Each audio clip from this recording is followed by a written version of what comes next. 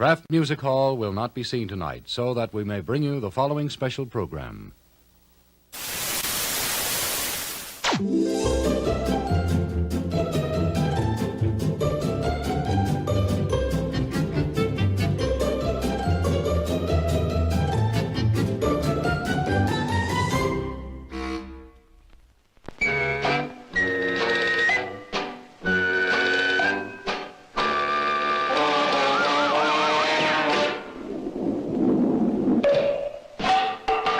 Minutes to go.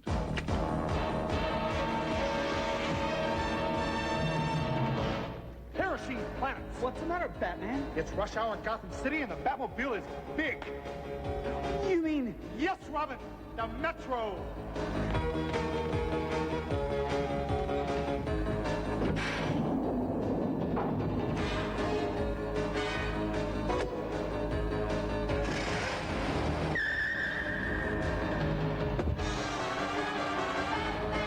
Jehoshaphat!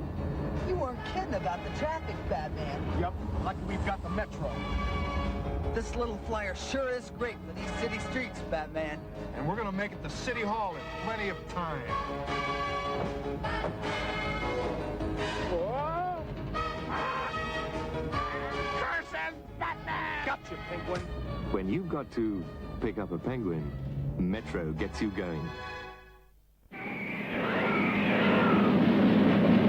It's Mighty Mouse zooming in with a new offer from Post Cereals, the Mighty Mouse Make-A-Face game. Just look at the fun you'll have. It works like a TV set. Dial all your favorite Mighty Mouse characters. Here's Oil Can Harry, Pearl Pureheart, and Mighty Mouse himself. What's more, you can put funny noses on them, or a mustache. You can make them laugh or cry. Hello? You can make over 64,000 different Hey, John, faces. can you hear me? Send in for I your can Mighty hear you Mouse just Make-A-Face fine. game right away. Excellent, Buy excellent. these special Hold on. boxes of Post Sugar I'm gonna Crisp put you on or hold, Post okay? Treat Pack. Sure. And follow the directions on the packages. And you'll love eating Post Sugar Crisp for breakfast or snacks. And you'll love the 6 special treats in Post Treat Pack. Today, ask Mom for the special boxes of Post Treat Pack or Post Sugar Crisp. Send for your Mighty Mouse Make-A-Face game. When you enter the time tunnel, almost anything can happen.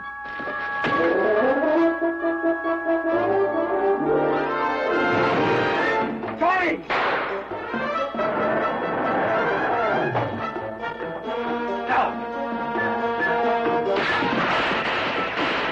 The Time Tunnel, in color on ABC.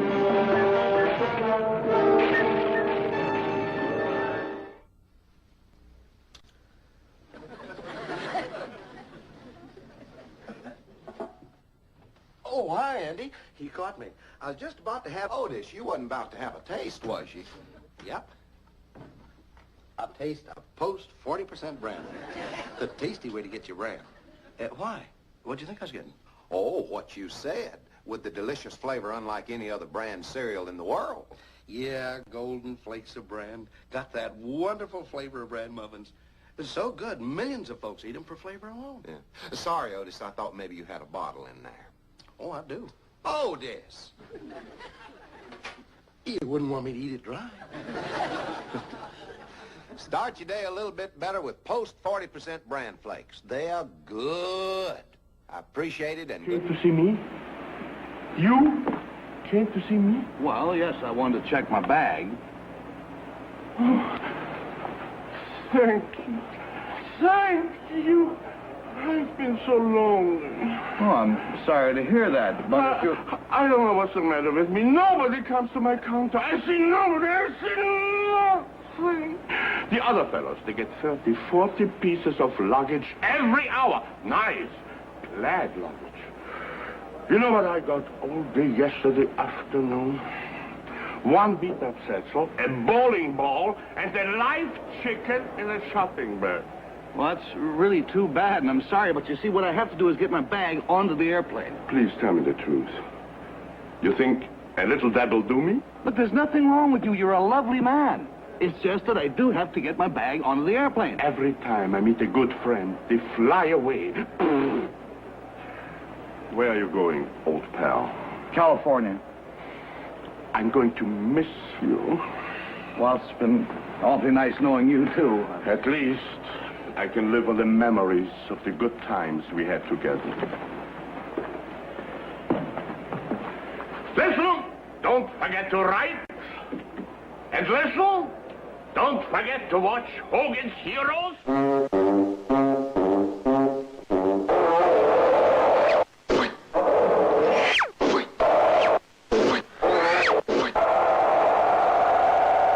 5 minutes to go.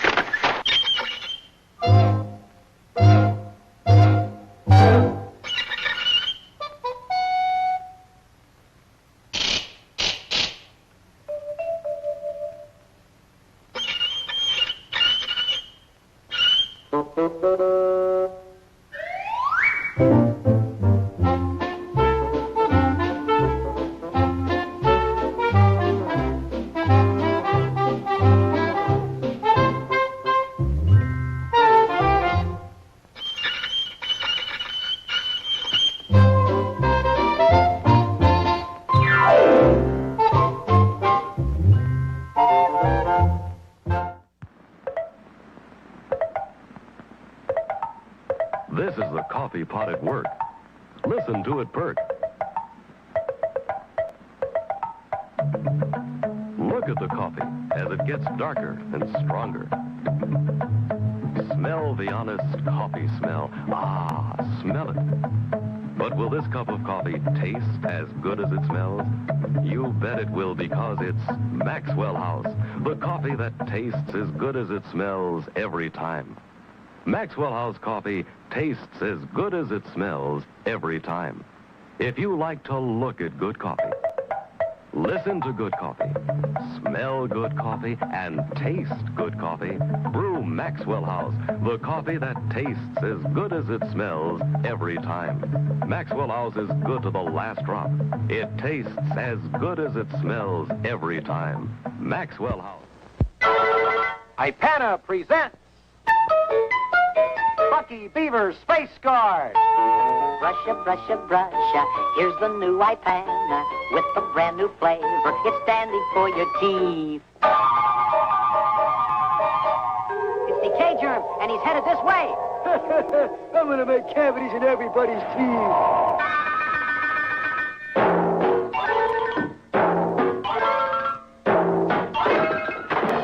Now, Beaver, I'm gonna blast holes in your teeth.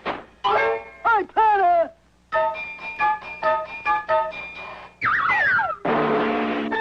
New Ipana knocks out decay germs best of all eating brands, including fluoride toothpaste.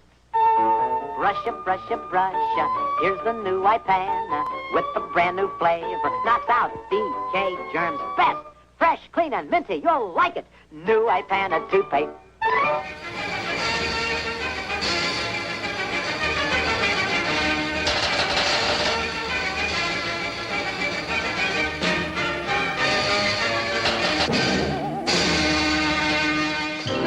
Have you heard what's happened? Barbie's changed. Barbie's new and different. She's the very same size, but now she comes with a groovy outdoor look. And Barbie's lashes are really for real. And even her face has changed. Best of all, the biggest news of all is the way Barbie moves. The new Barbie twists. The new Barbie turns. Wouldn't you like the new Barbie? But what do I do with my old Barbie? What do you do? Here's what you do. Just take your old Barbie before it's too late and run to the toy store. Then trade it to the man with $1.50 less than half what you normally pay. And look what you get. New Barbie for less than half price. But better hurry up. First come, first serve. There's a limited supply at this special low price, so take your old Barbie and $1.50 and trade them for the Barbie who's new. Trade in your old Barbie today, while you can still get the new Barbie for less than half price. showtime! And now, on with the show. Now, everyone at home, Mecca Lecca Hi, Mecca Hiney Ho. Mecca Lecca Hi, Mecca Hiney Ho. And here we are. It is showtime. I don't know why you were looking back. You don't believe me? Come on. That is true. You got the controls right now. When I say, here we go, I mean, here we go. Here we are again. Al here and Basil, Tom, and we're here for another episode of a historical podcast. Exciting podcast. And today we're going to be talking about schlocky movies and the drive-in. Yeah. Don't you remember going to the drive-in? I went to the drive-in a lot. It was a Yorktown 17, and there was a Peninsula Twin, and there was This was in Virginia. In Virginia. I'm sorry. Right. I should have said that. And the Anchor Drive-In, and all in Newport News. And it was up to Yorktown. And the one in Yorktown would show the more schlocky movies like Thunder Road and stuff like that. Right. And we would go, me, Seth King, Burt Grimsley, and they were the only people I remember going in the same car. And we would go and see some of those schlocky movies. Well, drive-ins were fun. I mean, my parents would take me and my brother either on Friday or Saturday, we'd go to the drive-in because it was cheaper. Yeah. For a family to go to the movies, it was and you got a double feature. Drive-ins had double features. True. Most of the time. Yeah. And so we always went just about every weekend to the drive-in. Now, did you ever go to one that lasted all night long? Yes, the Skyline. Yeah, which was and their screen faced the woods. And they used to show kind of adult movies every now and then. But, they had Dusk Till Dawn. Wow. No kidding. Yeah, no they had them. I went to one. Wow. But the latest I think I stayed was maybe 3 in the morning. Yeah. Did you ever fall asleep? No. When I was young, I didn't fall asleep. Yeah. It was fun. They were fun, and all the people out there that were take their dates to the movie, which I did too, but we'll park on the back row so they could kiss and make out. And they even ran adverts saying, "Hey, young lovers, blah blah blah blah." Don't. Well, we had the drive-ins in my hometown of Wilmington. We had the Wrightsville Road Drive-In, we had the Skyline, the Starway, and the North 17 Drive-In, the ones that I remember. Right. And the Skyline was always showing adult movies. Right. And so they were like soft porn. They weren't really, it was kind of... But every once in a while, and then the announcer, that he would come on the PA system on the speakers, if you're not at least 18, you need to leave. And a lot of times, he would come by and check your ID to make sure you were legal age to watch those movies. Didn't check it at the gate? No, they didn't. I guess. He always made the announcement. Wow. Yeah. Well, anyway, we're talking about schlocky movies. And we got some schlocky trailers. We got some schlocky trailers. And speaking of, I can't talk, schlocky trailers, we've got a schlocky guest. No, he's not really schlocky. We have John Gilbert, a good friend of mine, John Gilbert. John, you here? I'm here. Well, welcome aboard. It's good to have you. Thank you. You're the drive-in king. Yes, you are. Yes, you are. Because your dad, your parents had a drive-in. That's true. Well, actually, do you want the story? Yeah, of course. Oh, okay. Of course. My dad worked for Martin Theaters in Columbus, Georgia. Martin Theaters. Yeah, Martin Theaters, and he managed the Rexview Drive-In. Well, there was an apartment in the screen tower of the drive-in. Wow. In fact, back in those days, you would have an apartment in your screen tower because, your field at night is open by itself. There's nobody there, vandalism, so they'd make an apartment for the manager. So we're showing it outside of that theater now. If you can see it, I don't know if you can see us or not. We can watch no, it later. I can't. But it's the picture you sent of. Let's see. It's a sign, and anyway, keep talking. Randolph Scott is on the marquee. Anyway, keep talking. Oh, okay. That's the Edgewood Drive-In. Yes. Okay. Edgewood. Yeah, that's a great picture. You have a lot of good stuff to show us here today too. I'm glad you sent those pictures. Yeah, neat stuff. Anyways, you see another picture of the Rexview Drive-In. That's where I was born. And, well, what happened was April the 18th of '53. Was a cloudy, humid day, and my dad went to the concession to see. It was late afternoon. Make sure he had enough Coke and popcorn. And anyway, he said when he got down to the concession, he said all of a sudden the sky just grew black and he couldn't see anything. So he hopped over the counter and went to the switch box to turn on some lights. Yeah. And he said all of a sudden the windows and doors began to shake. And he opened the back door, which looked out onto the back of the lot, and he said he saw two funnel clouds come together. And some F4 tornadoes have 2 or 3 or more vortexes. Yeah, we're showing a picture of the damage right now. Yeah, we're showing the damage. Yeah. So anyway, my mother was cooking supper in the screen tower. In fact, it was my aunt and uncle's anniversary, and she was cooking chicken for their anniversary dinner. Well, she said all of a sudden the blinds that faced out towards the street just stood straight up inside the building. Wow. She said there was tearing and grinding, and the next thing she knew, she was standing there, just the screen lifted up over her and fell onto the street. It fell on, most of it fell onto the school across the street. Part of it landed on my dad's car. You may see the car there. Yeah, we did. And, anyway, she took off running. She said she didn't know what else to do. She was 9 months pregnant. Wow. And she took off running. My dad saw her from the concession, and he took off running after her. Wow. And we're showing your dad right now on screen. Well, actually, we're showing the damage. Oh, okay. Okay. Yeah. Right. We had his dad up there briefly. Yeah. My dad tackled her, and they rolled into a ditch. And when they got up, the drive-in was gone. Wow. And, that had to be sad. That had to be a shocker. I don't know what would happen if I had a business just like disappear like that. Mm-hmm. Of course, you have insurance, but still, you know? Yeah, well, they were out of business for a while. I was born 11 days later. Wow. On the 29th of April. And send presents, please. Yeah. Anyway, but they started rebuilding the drive-in, and it was going to have a 90-foot wide screen. A bigger screen. And, a much bigger screen. Yeah. And I should have sent you the picture of me as a baby standing up in the car looking out the window at the screen. Well, you sent us a picture of you mowing the grass. Yeah, that was later on. Yeah. But I grew up. I grew up in the golden age of the drive-in, the 50s and 60s.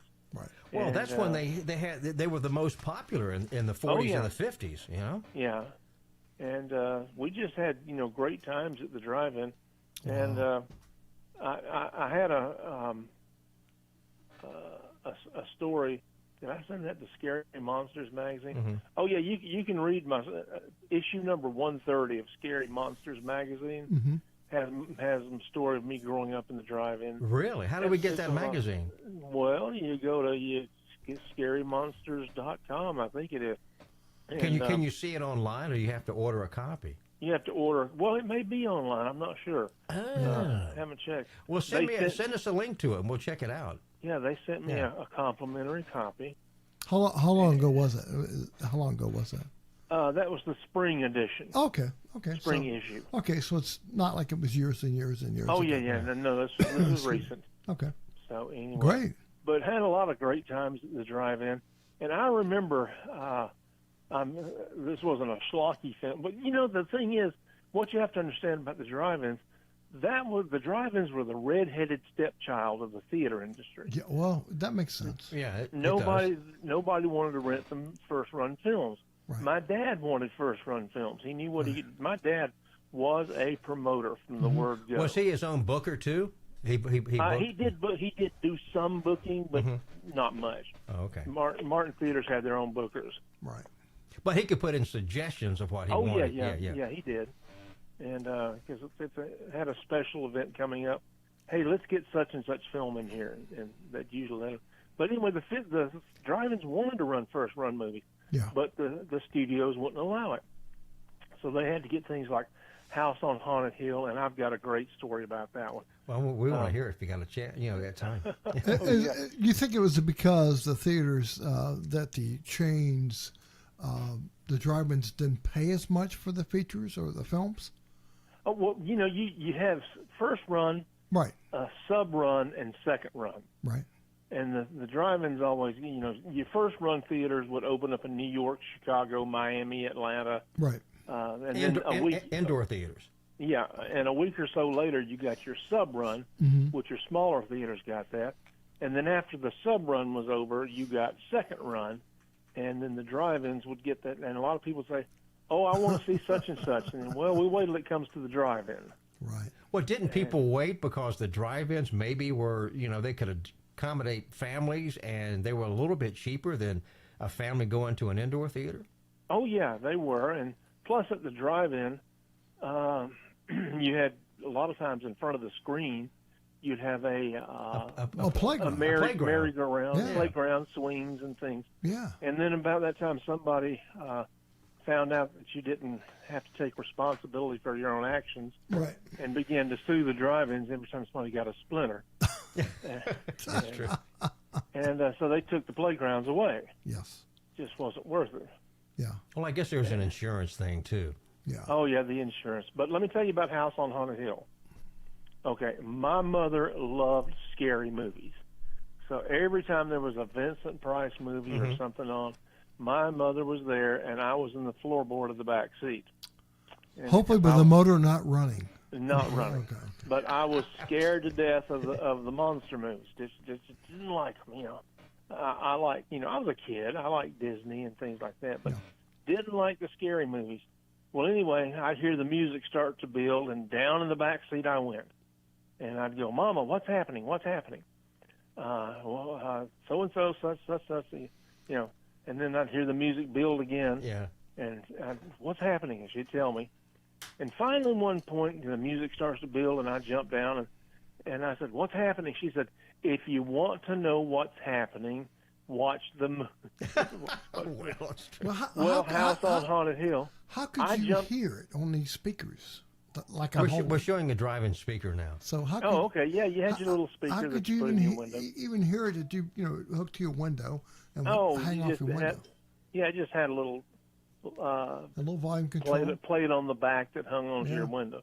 Yeah. But anyway, so I jump up from the floorboard just as Vincent Price rolls the skeleton up out of the pit of ashes. And then you went back to the floorboard, right? I was hard. Well, you can't unsee what you've seen. And, I was terrified till I was in high school. Really? I had nightmares about that. Wow. Well, I take it you don't like slasher movies today, do you? Nope, don't like slasher movies, whatever. But, I participated. I remember at the Edgewood Drive-In, my dad asked me one day, he said, "Hey, would you and your friends like to be monsters in the drive-in?" And sure, why not? So along with the film, they sent along these look like pajama tops with fluorescent tape on them and full head masks. Yeah. And so at a certain place in we were showing Teenage Psycho versus Bloody Mary. That's a good one. There was such a title? There was such a title. Wow. Anyway, at a certain point in the movie, the mad scientist knocks over a cage of monsters, and they break out of the cage and jump towards the camera. Well, about that time, my dad flashed this huge flash bulb. Right. And he said, "Close your eyes and flash." Right. And, of course, it made all the tape glow. That's great. So we ran from car to car, and some girls would scream, and we just had a fun time. Did anybody chase you guys down or anything? Oh yeah, we had one guy. "Hey, you scared my girlfriend. I'm gonna beat you up." That's four of us, and he's gonna beat us all up. But just get back in your car. You're drunk. I remember going to it was either the Hampton Drive-In or the Green Acres Drive-In. My sister Jackie. Green Acres Drive-In, what a name! Yeah, and they had magnificent marquees. The marquee, the neon, you would just drive-ins back in the day did have elaborate marquees. Oh, and, even the nicer drive-ins with the big screen. Yeah.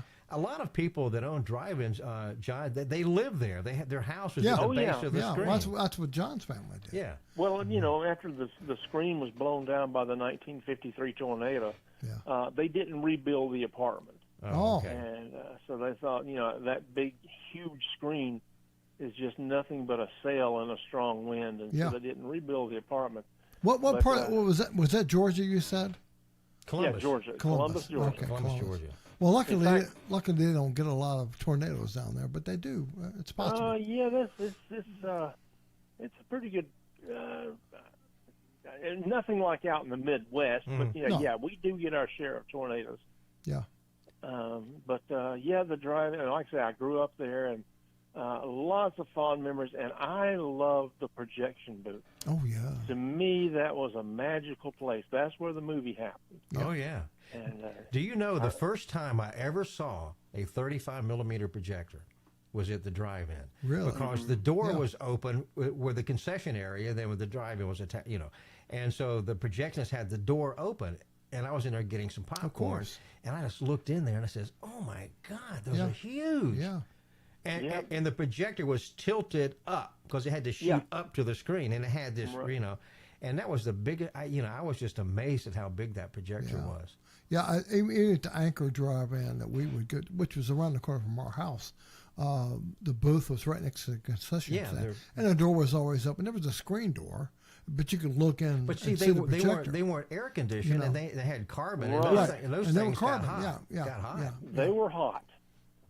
And they were the big carbons too. Yes. Big as your thumb. Yeah, big as your thumb. I can't believe I didn't take a picture of it. I mean, so everyone could see it. And I've been to the drive-in, John, where the carbon would get real dim because they didn't advance it or they didn't change it out, and then it would go out and the people would start blowing the horns. Oh yeah.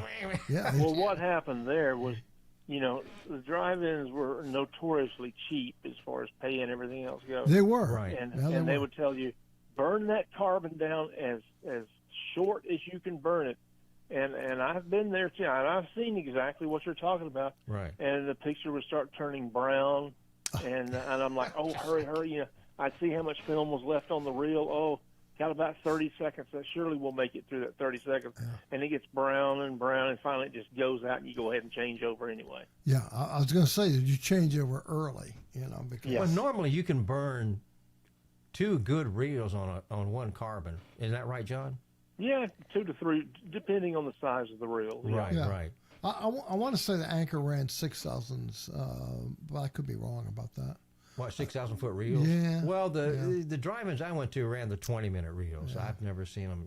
I'm not saying they. Well, yeah. Once the xenon lamp came in, they'd run 1 hour.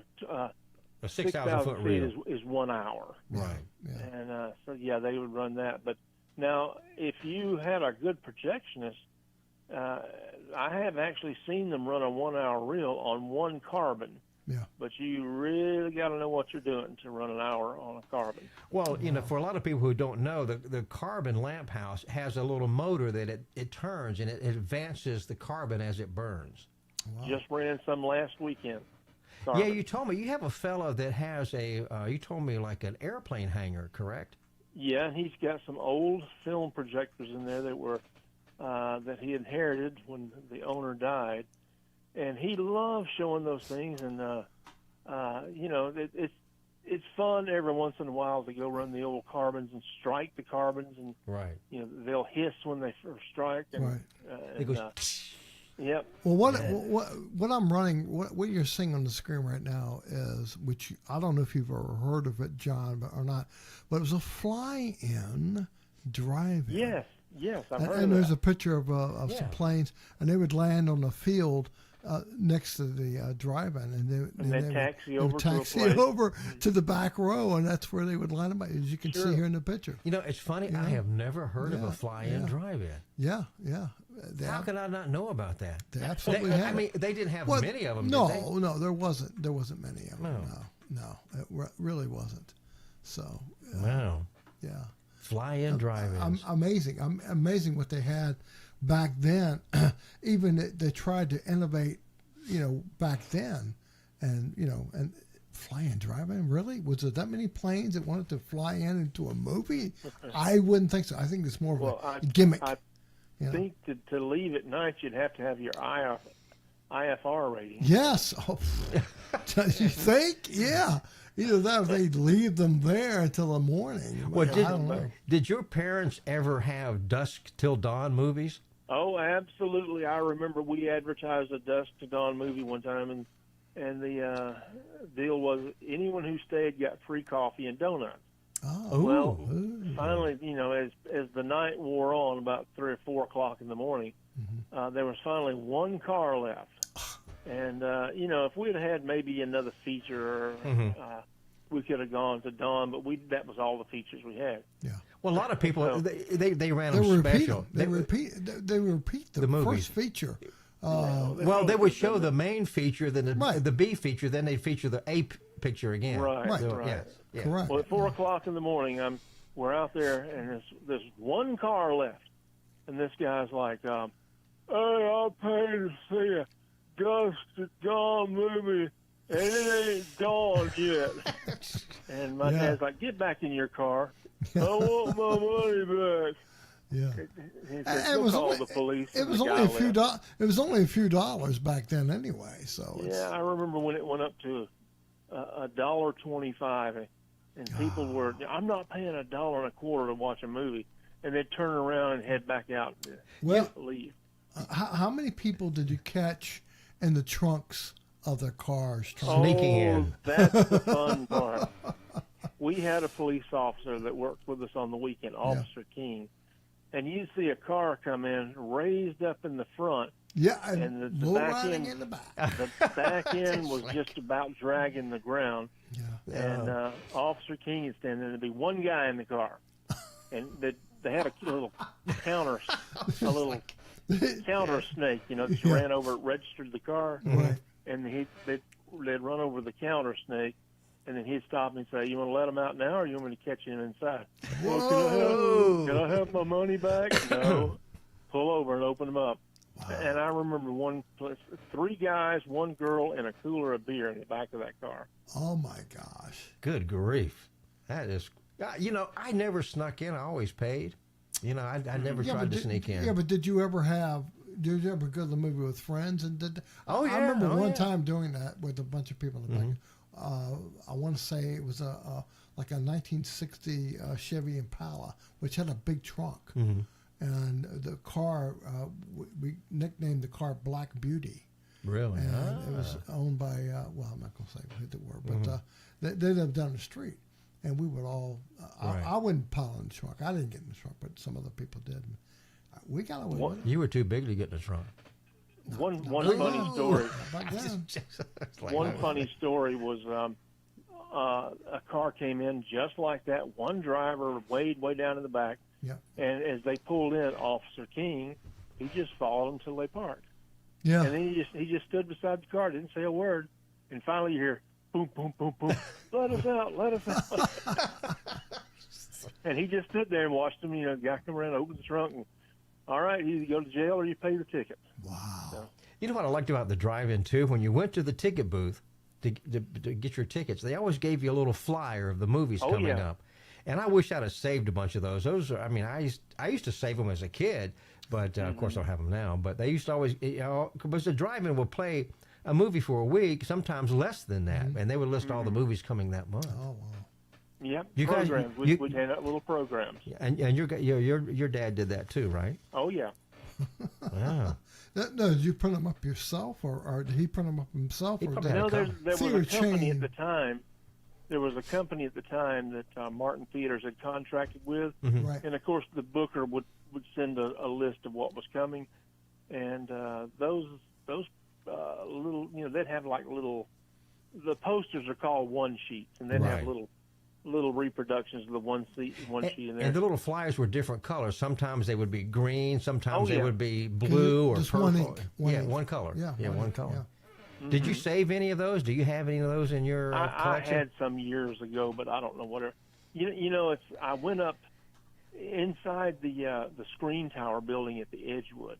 Right. Was an art shop, and you'd go into the sides, off the sides of the art shop, there were stairs that led up to the top of the art shop. Yeah. And they had, and I kid you not, they had probably thousands of one sheets up there. just. Well, they'd be worth some money today if you had and them. you know, there are Elvis movies, Beach Oh, yeah. Party movies, Frankie and Annette movies, and I dug through a pile of them one time, and I found a King Kong versus Godzilla 3-sheet, which is a big poster. Which I put it in my room. It ran across the ceiling, down the wall, and across the floor. Of course, it didn't last long. But I thought, man, if I could go back in time and just get I'd be a rich man right now. Oh, yeah. Well, I remember at the Wrightsville Road Drive-In in my hometown of Wilmington, it's in North Carolina, they had, as you go into the theater, they had a 24-sheet. It was a big 24-sheet, and they would have, you know, the up-and-coming movies and things like that. And then, of course, they had 6 sheets and they had 3 sheets, but this was a 24-sheet. It was huge, advertising the movie. And they used wheat paste to put those up. But the days of drive-ins were so much fun. I was telling Tom before the show that my parents would take me and my brother to the drive-in either on Friday or Saturday nights to watch a movie. You know, we did it just about every weekend. It was just something we did, you know? Yeah. Well, several Thanksgivings ago, my sisters and I had 4 younger sisters. My sisters and I were talking about growing up in the drive-in. Mm-hmm. And we just said, we came to the conclusion, we were very fortunate. Oh, yeah. You were. You grew up in one of the best of times when it comes to drive-ins, you know. And we enjoyed our childhood so much.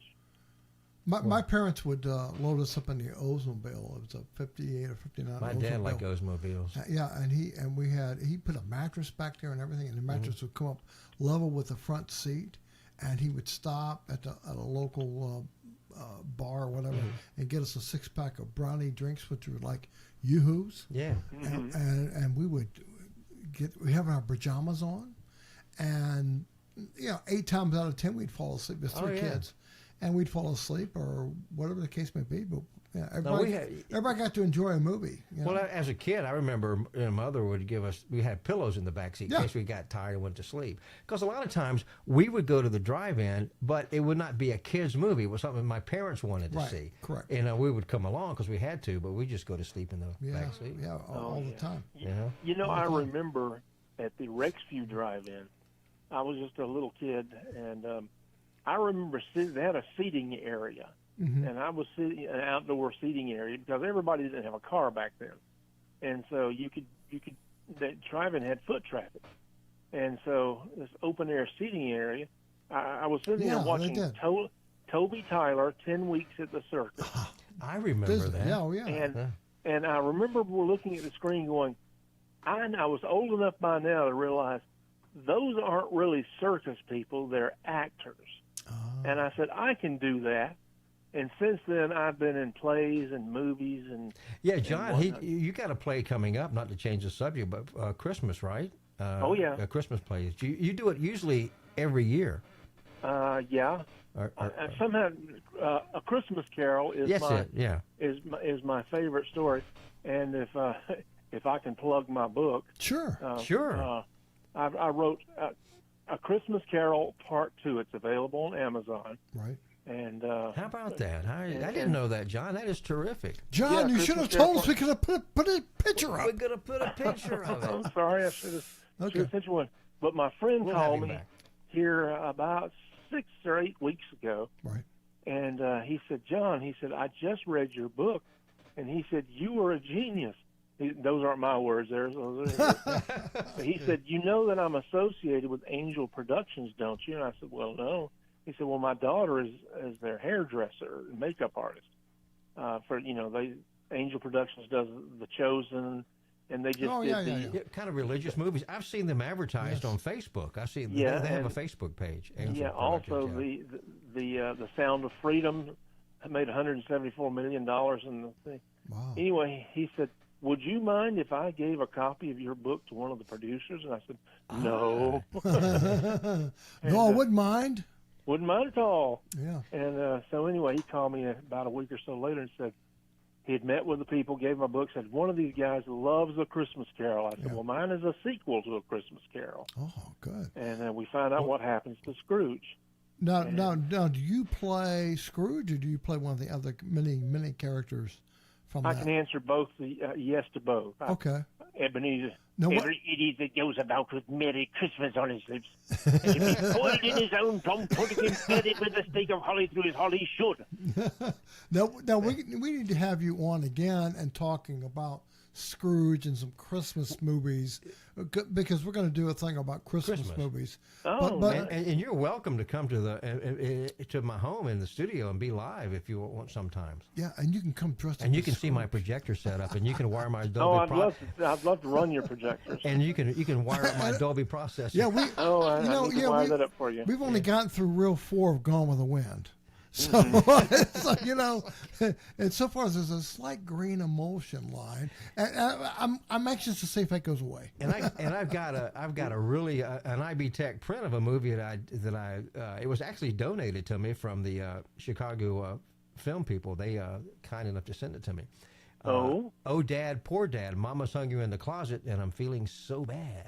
With Rosalind Russell. It came out in 1967.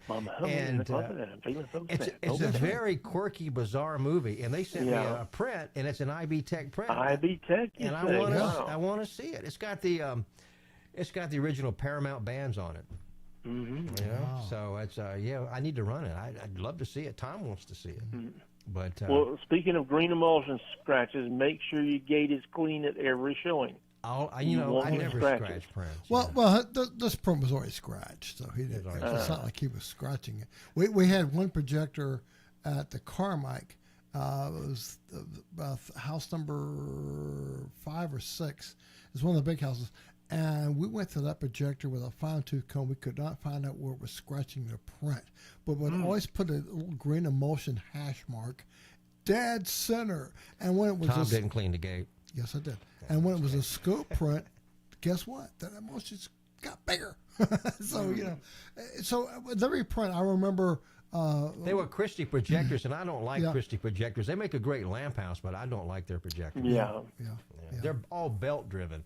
And I just wasn't crazy about it. Yeah, so if it's a dark movie, like that Harrison Ford movie when he played the president, it was pretty bad. But anyway, I digress. Schlocky movies. What is the schlockiest movie you have ever personally seen, to your knowledge? That you can Probably remember? that when the one where we were monsters in Teenage Psycho versus Bloody Mary. It was originally called When Monsters Quit Becoming Monsters and Become Mixed Up Teenagers. Wow! Now, how do we miss that one? How do I miss that one? I mean, with a title like that. Oh, starring Sleepy LaBeef. What? Sleepy LaBeef. Now wait a minute. I think he's pulling our leg. I don't know. No, sir. Absolutely not. Look it up. I don't know about that, John. Look it up. We need to look it up. I believe you. I don't think you would lie about it. But anyway, we got a commitment from you to come back with us for our Christmas show, and where we're talking about Christmas movies. And your book, and your book, and you playing Scrooge and some of the other characters, and be sure to at least bring a Scrooge hat or something. Well, Scrooge didn't really wear a hat per se. Oh, back then you had to. Yeah. But tell me this now. In all honesty, as far as film versions of A Christmas Carol, tell me the one with Alistair Sim was your favorite. That's my favorite. Scrooge. That's my Alistair Sims is one of my favorites. Yeah. But I do like the. Albert Finney did a version of it back in, I guess, was it the late 70s or 80s? Yeah. Albert Finney. Yeah. He played Scrooge. It was a musical. But what's your favorite version?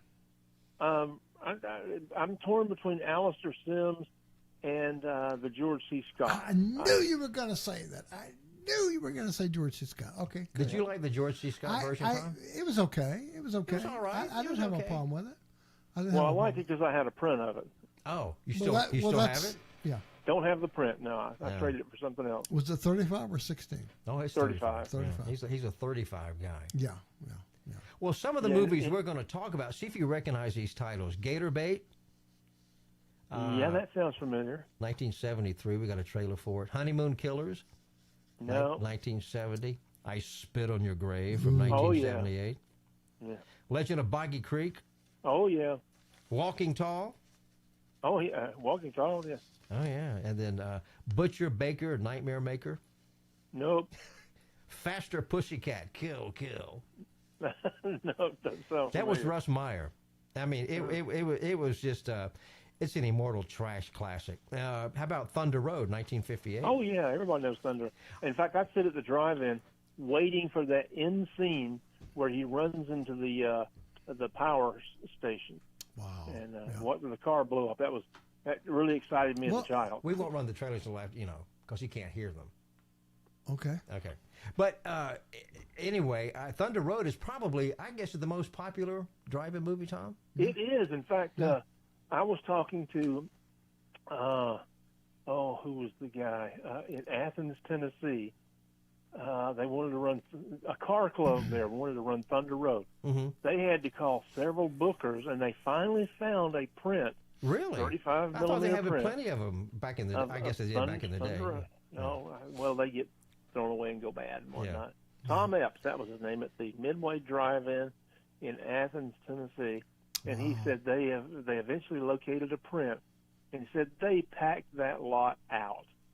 Just that it wasn't a parking place to be had. Well, we ran a print of Robot Monster at the well, we didn't run it, we were there. Our friend Ben Ruder at the plaza. And it was so warped. It was 35, of course, black and white, and it was so warped he had to sit there and kind of ride the focus. That's a film going vinegar. Yeah, luckily it was on platter. Luckily it was on platter, so he didn't have to do it. Vinegar syndrome is the scourge of the film industry. Oh, because the film starts to shrink. I have invented a vinegar stopper. Oh, really? Which I know has preserved film for at least another 7 years. You can't stop vinegar once it starts going. Oh, you can. Yeah. I've done it. Well, clue me in. In fact, Kodak came to see me. Wow. Really? Yes, Kodak came to see me, and they're interested in what I'm doing. Wow. Quick, let me send you a print. I didn't have to throw in. I didn't have to throw in Mr. Deeds Goes to Town after all. John, I have a 16mm print of Dracula with Bela Lugosi. No, you got Frankenstein. And I got Frankenstein. That are both got a little vinegar smell to them. Well, they play fine, Yeah, this is the time to do it. But like I say, I could tell you how it's done, but I have to kill you. Well, what good is it? Don't want to do that. Well, when he comes over, he'll share. I'm building a machine as we speak to treat vinegar film. Wow. Well, it's got to be a chemical solution you wash it in, right? It is. Okay. All right. Well, that's as long as it's not gasoline. I bet it's Vita. Is it Vitafilm? Nope, not Vitafilm. None of the things purchased off the shelf. Oh, but let me tell you before we get off the subject here real quick. I've got a drive-in theater in my backyard. Oh, John does, and he's got it. It's a really neat set. I've only seen pictures of it, but he's got the projectors in back of. Well, you tell us. You tell us. It's a 6x12 trailer, which I have a 35mm projector mounted pictures. And I used to do movies on the square, movies in the park, but I've gotten a little too old to do these. I have a 39-foot wide screen, blow-up screen. Mm-hmm. And anyway, but in the backyard, I have a permanent screen set up. Right. And, we will invite, sometimes when I get a new print, we'll invite the neighbors. I go up down knocking on doors. And, who is that guy at the door? That's that film guy. Well, do you have like theater speakers there? Like I have drive-in theaters, 70 volt, really 70 volt line voltage. And in fact, my buddy Hugh, Hugh Thomas is a fellow film nut. Yeah. But we were showing something in the backyard one day, and he said, or one night rather, and he said, "Can I drive my car up to your speaker?" I said, "Absolutely." And so he sits there the whole night with the speaker in his car because they work. And anyway, he watched the movie. He said, "It's just like being at the drive-in." Yeah, one just like. Well, how often do you run movies now? We're showing a drive-in speaker now. I have 4 of the drive-in speakers. Yeah, well, I've got a bunch of them. I got speaker posts that I haven't put speakers on yet, but can you buy? Can you buy me one? Sell me one? Sell you one? $1.50. Our buddy Steve over at Cinevision's got one in his lobby that's got the speakers on it, which is kind of cool, But I've got 4 speakers. I've got an Eprad made some. I forget there was other people that made them. RC Photophone made them. There were different speakers made by different companies. They looked a little different. Well, my speaker post came from the Snack View Drive-In. Oh. In Columbus, there was a guy named Kurt Drady, and Kurt was a genius. He really was. I've always admired Kurt. He's gone now, but anyway, he built a little drive-in theater that held, I think, 99 cars. Wow. And it cost nothing to get into the drive-in. But what you would do is you would stop and order food. Then you would drive around the back of the drive-in and come out at the service window, and you'd pick up your food. And with the cost of the food was your payment for your drive-in. Wow. But anyway, and Kurt, he had radio sound long before there was radios. At first it was AM radio, now it's FM. Yeah, we ran FM radios. Nobody had FM radios at the time. Right. But so you had to hand out little radios. And my dad was a projectionist on the weekend, and I would go and rewind the film. I was in the 5th grade, and I loved rewinding the film. What was it, a hand rewind or electronic? Hand rewind. Oh. Well, he's like me and you. I like playing with film. I like holding it. I like feeling it. I just like playing with motion picture film. Yeah. You know, it was just because I was a projectionist for years in theaters all around Atlanta, you know. Of course, John and I knew, we know Christopher Escobar, who took over the Terra. And John, you worked down there when they were running Oppenheimer in 70 millimeter. John was running the projectors. I ran that. Yeah. Unfortunately, my health has gotten to the point that I really can't lift the reels anymore. So I'd have to have one of the guys in the theater come put the reel. Right. Yeah, he just put the reel up there, and I do the rest. Well, you know, at the Terra here in Atlanta, they don't have it's all reel to reel. You know, and 70 reels are heavy. Yeah. They are. You know, 20-minute reels you can manage pretty easy, but the 70 millimeter reels are heavy. But yeah, because the Terra is really a nice theater since Christopher took over. But yeah, I went down there to see Oppenheimer back in July, and John was there. He was threading up the projectors. And it was 70 millimeter, though, right? It was 70 millimeter, yes. How big were the reels? Were they 2,000 footers, or were they? No, they were much larger than I think. How big were those reels? They were so big I could barely lift them. Wow. Well, 70's got more than 2,000 right, feet. Yeah, right. Well, right. And I knew that. Yeah, I knew that. Well, you know, getting back to the drive-ins, you know, of course, John knows this. The first drive-in, the first patented drive-in, John, where did it open and what year? That was in, was it Camden, New Jersey? That is correct. New Jersey, yeah. And a fellow named Hollingshead. Hollingshead, 1933. Yeah, was. Yeah, there's a picture of it. There's a picture with the Model Ts and the Model A's. Yeah, he was trying to show a picture on a bed sheet in his front yard, and I believe this is the story. If I remember the story correctly, he got with his brother-in-law, and they came up with, and this is in the Depression. We're showing a picture of it. Yeah, they came up with the money to Admiral Boulevard in Camden, New Jersey. Yeah. They built this drive-in. Well, nobody had ever heard of such a thing. And so he patented the idea, but, you know, you got a cow pasture somewhere, and why are you going to pay him royalties? You know, you're across the country somewhere. And he didn't make a whole lot of money off of his patent, but anyway, yeah, he was a neat fella. He said that he wanted to have a solution for people unable to comfortably fit in the smaller movie theater seats indoors. Right. You know? And he also created a mini drive-in for his mother before he had the the larger drive-in. Yeah, that was kind of the prototype, you know. Well, they say there's over 300 drive-ins left in the country, and there used to be about 4,000 or 5,000. Yeah. Well, you know, you mentioned Carmike Cinema a minute ago. Carmike Cinema used to be Martin Theaters. And well, they had a drive-in on 85, the 85 North Drive-In. Remember that one? Right. They had more. There were 7 drive-ins in Columbus, Georgia. And, wow, we only had 4 in my hometown. Well, in the 1950s, there were 4,000 drive-in movie theaters in the United States. Today, there's only about 300. Well, John, I guess the real estate became more valuable than the drive-in. Well, if you recall, the drive-in, you would go out to the drive-in because it was on the outskirts of town, right, on the cheap property. Well, then the towns built out around the drive-in, and the property values went up. Right. And people ask all the time, what killed the drive-in?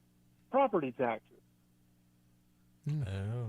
That kills a lot of things. Well, that's what killed the Varsity off of Cheshire Bridge. Oh, they're near the Tara. Yeah, was the property taxes. That's why they closed it. It was doing good business. Oh, it was great. But they just didn't want to pay the stupid taxes. When I was a projectionist at the Tara back in the 90s, I'd walk over there and get food.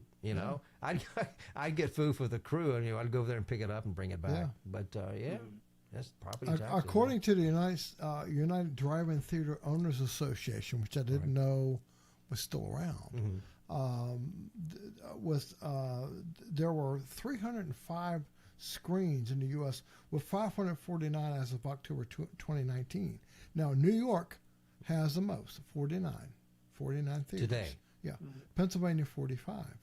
Well, to me, it's interesting well, that's as of 2019. You would think New York, it's not. Ohio, 44. So you would think New York had more, the property value would be more. But well, that was as of 2019. Now, COVID probably wiped them all, wiped some of those out. Well, it's interesting to me that, like I said, Martin Theaters eventually, when it became Carmike Cinemas, eventually became, for a short while, the largest theater company in the country. Right. And it's interesting today that Columbus, Georgia, their hometown, has no drive-in theaters. And I mentioned it to some of the city council people, and boy, they turned their nose up at me real quick. I bet they did. Yeah. Now, what's in the property where your parents' drive-in was? What's there now? Do you know? It's a school. Okay. The owner of the drive-in gave the property to the school across the street. It was Columbus Tech. Right. Wow. Do you have any memorabilia from your drive-in days that your parents ran? Oh yeah, I've got like theater entrance sign that came from the Edgewood. I've got trailers. In fact, the intermission trailer is called the movie clock. And yeah, that's right. Yeah, the movie clock. I've used that. We use that on the opening of our show sometimes. Yeah. I remember being in the booth and the music's playing. Come to the concession and get your hot dogs now. And they have dancing hot dogs around the clock, and then you see the guy, move the hand. And I told my dad, I said, that thing needs to be replaced. Yes, it does. All the splices in it. Yeah. So anyway, they gave me the intermission clock, and I've still got it, and I still run it. There you go. With all the splices. Well, didn't you have one made? Oh yeah. He had a new version struck. Oh wow. Okay. 35. Somebody, you don't know how many times I had to run a roll of quarters from the box office to the concession. Right. And then the intermission, I'd hear this little anyway, and I heard that one night on Sunset. Or I patched up the old clock and I ran it. Right. And still full of splices and whatnot. But somebody on one of the film forums that I'm involved with, they said that they had just restored this intermission clock to look like new. Right. So I clicked on the link, and there. I said, that's the one that ran at my dad's drive-in. I've got to have a copy. Yeah. So I contacted the fellow who posted it. I said, how much is it? He said, it's $150. I said, I can afford that. Yeah. And so I ordered a copy of it. What I didn't realize, it was 150 pounds sterling, which turned out to be a lot more than $150. Oh. So anyway, but I ordered the film, and it came in, and I pulled the leaders down, and there was my name printed on the leader. Okay. How about that? That is so cool.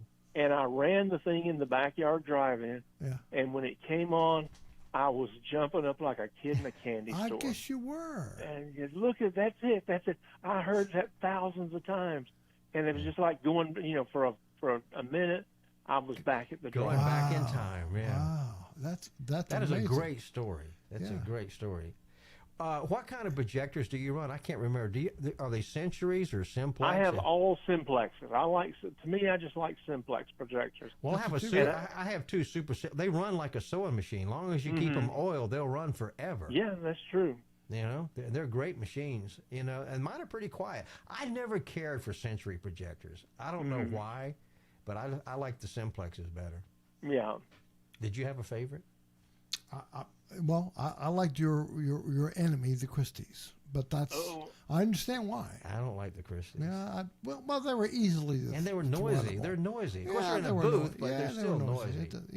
That's why. But they're all belt driven. Yeah. Now they make a great lamp house for your projectors. You know. Yes, they do. But I didn't care for those. Shankweiler's is the oldest drive-in movie theater in America. It has been in continuous operation in Pennsylvania, Pennsylvania since 1934. Wow. 1934. And there's another one begins with an M. I'm sorry, the Mahog or something like that. And they're still in business too. And they've been in business a long time as well. I read a story. I saw a story on Facebook, a drive-in story. I forget what state it was in, but this couple, they bought a drive-in, and so. And then it was a struggle at first. Of course, it was digital. They recently, and he said that they thought to themselves, "What have we done? We bought this drive-in. How are we going to make any money?" And they, and then the first week they were open, their digital projector died. Ooh. Oh no! It died, but they couldn't afford to have it repaired. So her husband. He got with some techs and he fixed it himself. Wow. And they're actually making money now. It's a great story. It's on Facebook. A digital projector is nothing but a computer. Tom, was that the Mahoning drive-in? Yes. Yes, I've been in touch with them and told them that I have a few film prints if they'd be interested. Yeah. And they still run 35. And I think there's a video, I think it's on YouTube, about the Mahoney drive-in. There is. Yeah. And it shows the projection room and everything. And I've got a video we'll run later. Which, have you ever heard of Tully's in the United Kingdom? And it's a drive-in theater. No. But they're not using projectors. It looks like, and you'll see the trailer. What are they using? They're using LED screens, which are very, very big. That's what it looks like. Big. That's what it looks like. It's just a big television. I'm saying that's what it looks like. It looks like a big giant LED screen. They'll bring popcorn and drinks to your car. The thing about those is you can run them during the daytime. Yes. And I don't know anybody that wants to sit out in 95-degree weather and watch a movie. Wait till it cools down in the evening. Yeah. We are talking United Kingdom, so may have different trends. Well, what if somebody gets pissed off and they throw something at the screen and crack it? Well, it's so far away. I mean, good luck. But yeah, it's possible. When theaters go to that, I'm just done. Well, and they are going to eventually, but. I was, when they went digital, I didn't go to the theaters for a long time because I was so upset that the film had gone away. Yeah. And I didn't go to the movies for a long time. Yeah. And then I finally started going back again. I mean, digital looks fine, but it's nothing but a computer. That's all it is. Well, this is something that my nephew and I got in an argument. We worked for a while for the same company. He did all of the digital projection, and I did all the film projection. Right. Worked on the film equipment. And so we got into an argument one day about this, and I told him, I said, hey, listen, the day is going to come, and you're going to see this. The day is going to come when film will be a thing. You'll be able to, you'll want to go to the theater because they're running film. Yeah. And that's the way it is no, now. that'll never happen. That'll never happen. Anyway, I rub his face in it every time I can. I said, they're coming out with all these 70-millimeter prints, 35-millimeter prints now. And I said, did I not tell you?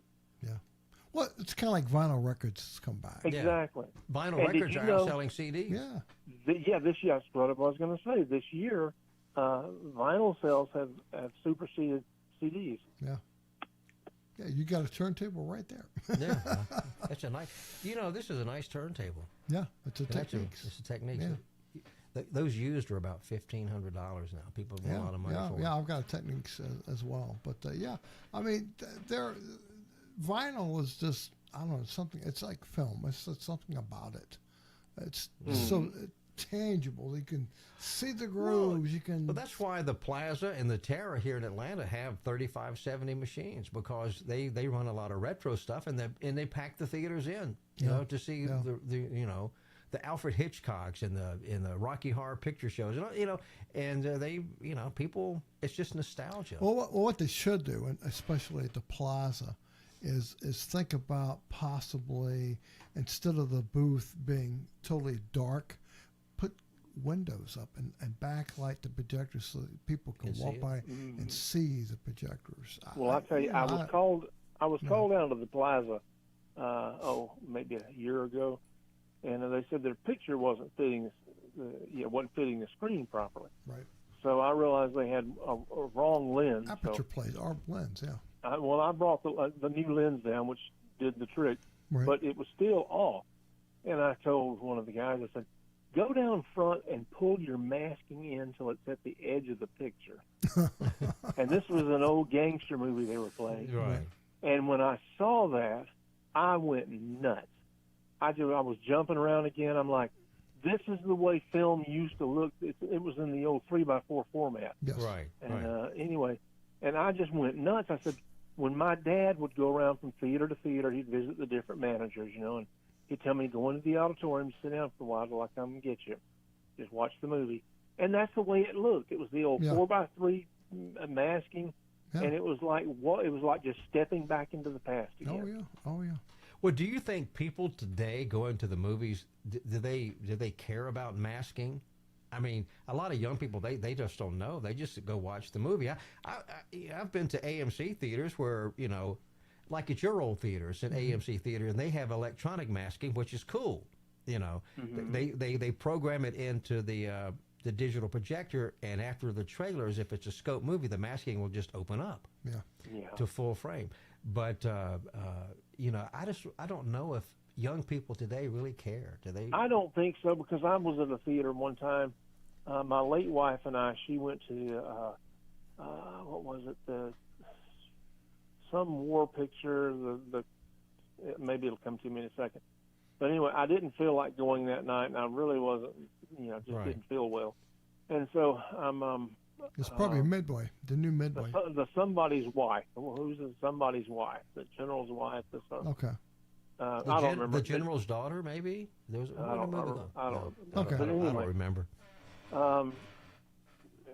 Anyway, the trailers played, and you had picture from the top of the auditorium down across the screen. I've seen, yes. Down across the several rows of, and I'm like, okay, well, somebody will fix it in a minute. No, they didn't. And all the trailers played, and finally I walked out, and there's this little group of employees standing there talking.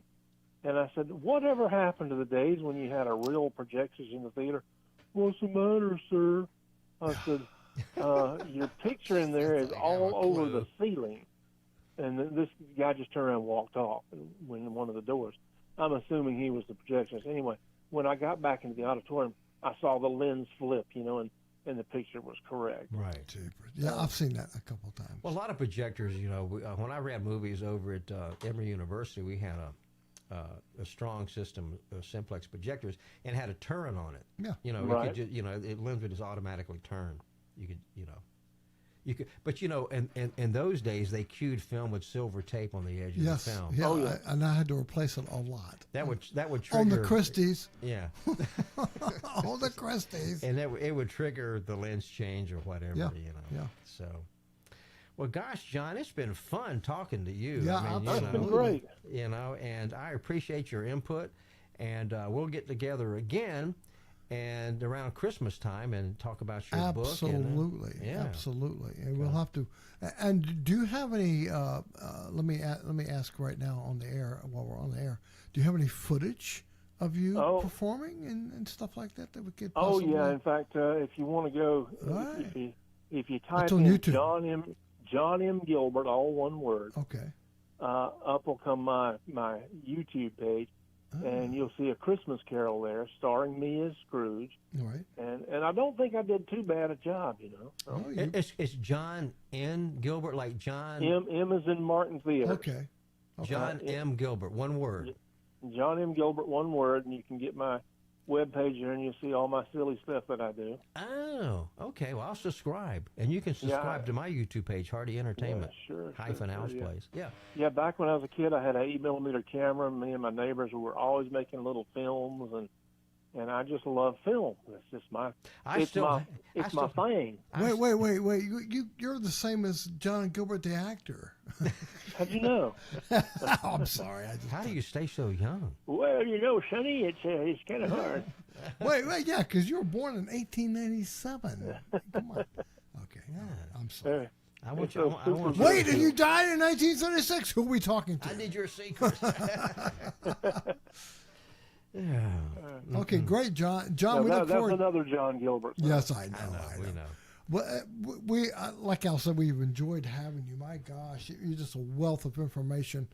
And I got to meet John a few weeks back at the Terra. A fabulous funeral that was held for George LaFont. For George LaFont, and that's where I first met John. I've heard about you a lot from Al. Well, he used to go down to our buddy Bill Tush's house in McDonough and run film for him. Oh, yeah. I've done that, too.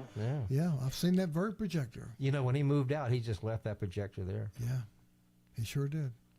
Yeah, I've got the real arms from that projector, and well, he told me, he says, if you want it, you can have it. I said, I don't need it. I've got two now. Yeah, his wife set it out to the trash. So. Wow. Yeah, it's just, well. Well, a lot of theaters set their projectors out to trash. Well, yeah. Look at our buddy Steve Krams. He works for Steve Krams here in Atlanta. And, what are you going to do with that? A lot of that stuff? Yeah. And a lot of it's already gone to the dumpster, sadly, but you can't keep everything. I know. And there's a lot of 35 millimeter collectors out there that say, oh, my gosh, why are you throwing that away? Well, come to town and dumpster dive, and you can have it. I mean, it's, I remember, we got to let John go. I remember when Films Incorporated was here in Atlanta, a film rental company. Yeah. And I knew the manager there, and people were, I just hung out there all the time. And they would throw films out in the dumpster behind the back, and my friend Lee would call and he says, oh, there's some film back there in the dumpster.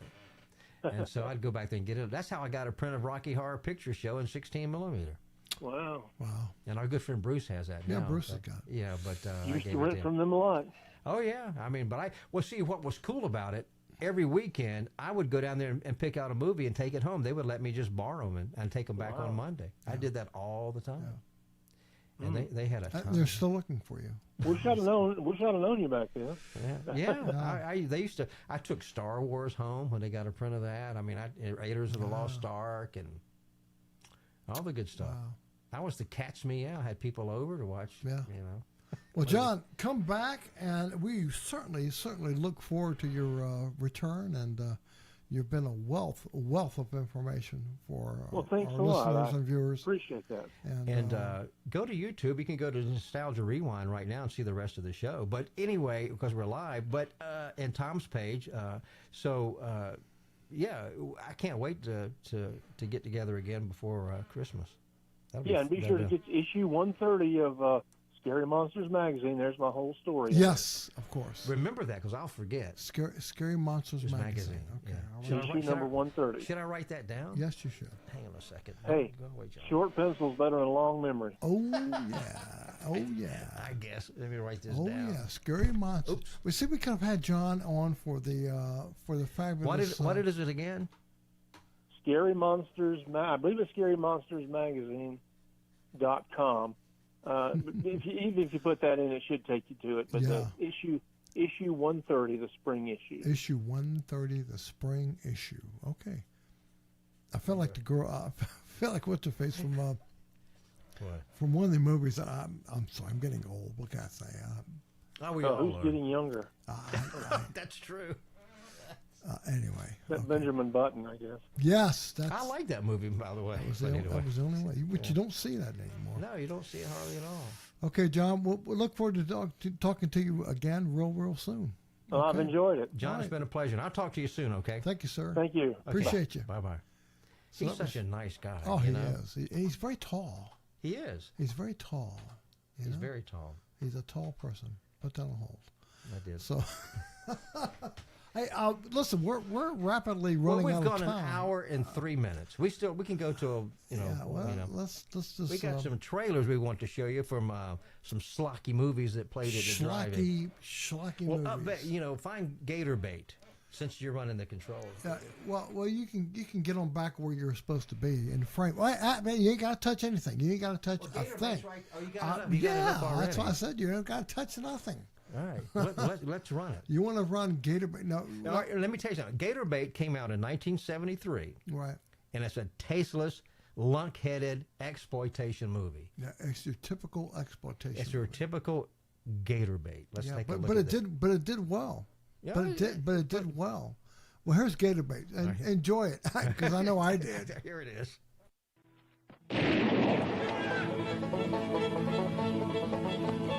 Deep in the swamps of Louisiana lives a Cajun wildcat, untamed and deadly as the swamps that spawned her. Desiree. Poaching gators or playing tag with the Louisiana law. Desiree roamed her land wild and free. Hey, Desiree!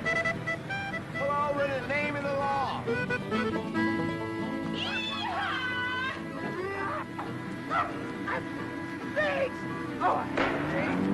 Then she tangled with the powerful Bracken clan. They wanted her for gator bait and murder. Then, youngest son and favorite of TJ, his killing unleashed a bloodbath that flowed through the Louisiana swamp. Crazed with hate. I can't wait to get my hands on that girl. 5 violent men on a chase to the death. They killed her kin.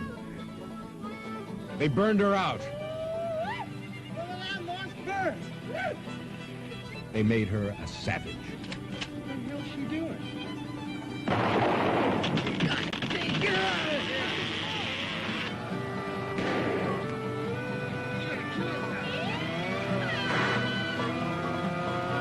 Here she comes in! She's gonna kill us!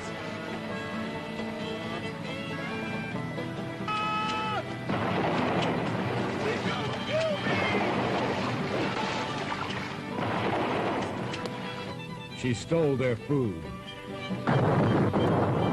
She demolished their boat. Before she was through, they were killing each other. Is she animal or woman? They hunted her.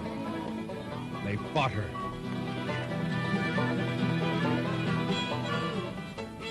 She gave them revenge. Cajun style. Gator Bait. Coming to this theater soon. Rated R.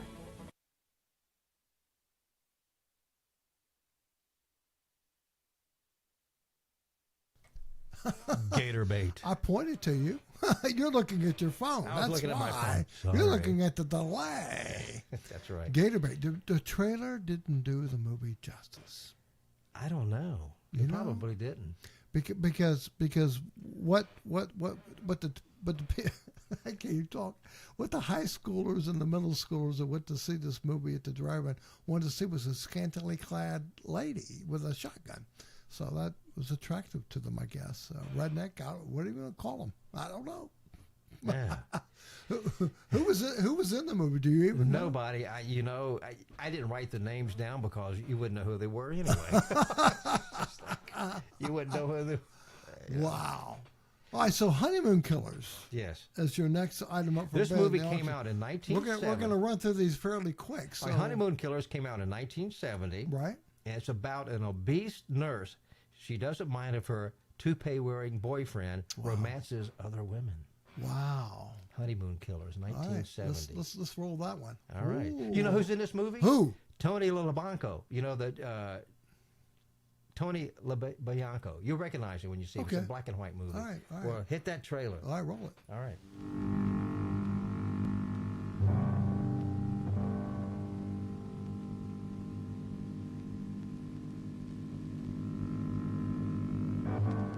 Dear Martha, this is the first letter of this sort I have ever written.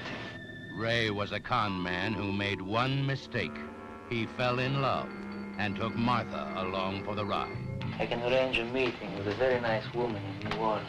There's no harm in writing to somebody who's so gentle and refined, and whose sister is a nurse. Ray and Martha could have been the honeymoon lovers, but Martha's insane jealousy turned them into the honeymoon killers. You hear from my lawyer! Get the hell out of here! Get rid of her! Show her! I don't care what you do with her! please. Jealousy led Martha and Ray down one of the darkest paths in the annals of American crime. You're the hottest bitch I've ever seen. And I don't have to take that from you. Oh, my God. She's dead. If you've never heard of Martha and Ray, see The Honeymoon Killers, then try to forget them. She's in love with you. I can tell. So what? Jealousy turned each perfect setup into a nightmare. You promised!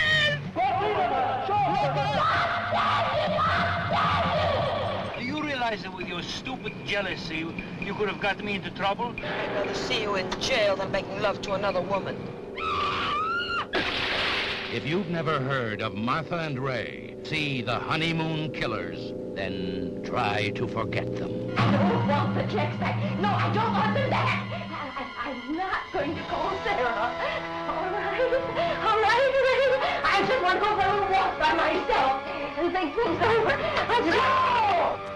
If you've never heard of Martha and Ray, see The Honeymoon Killers, then just try to forget them.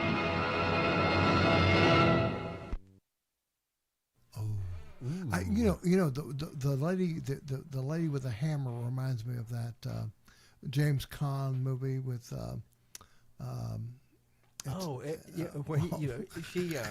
What's her name? Kathy Bates. Kathy Bates. Yeah. And she had his. He was an author. Yeah. Anybody know the name of that movie? Amy does. Look it up on YouTube. But she's not watching. Oh. But what a great I'll say hi to Jerry schlocky movie. Yes, like what schlocky movie? I have another one. Which is? I Spit on Your Grave. See, that was a popular drive-in movie, along with Children Shouldn't Play with Dead Things. This movie came out in 1978. An aspiring writer is repeatedly assaulted by 4 men and left for dead. Wow. She hunts them down for revenge. Hunts them down.